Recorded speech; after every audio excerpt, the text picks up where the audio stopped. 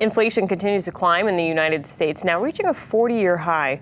The Federal Reserve hopes to tackle the rising costs by raising interest rates 3/4 of a point. Morgan Norwood tells us what that means for consumers across the country.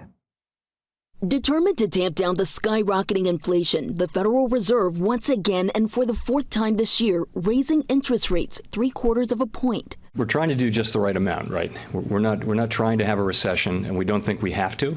We think that there's a path for us to be able to bring inflation down while sustaining a strong labor market. Americans have been feeling the strain of inflation, the cost of everything from groceries to gas consistently getting more expensive.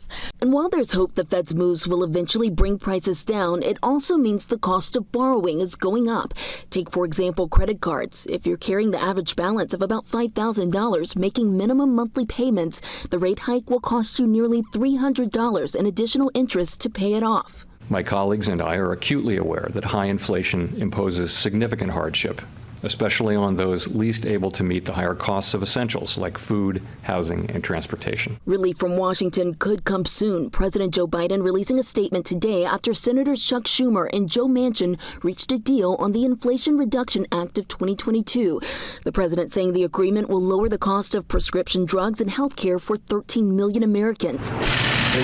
For now, the White House is working to calm fears about an approaching recession ahead of the latest GDP report set for release on Thursday. The way that we see is that we are not currently in a recession or a pre-recession. Morgan Norwood, ABC News, Los Angeles.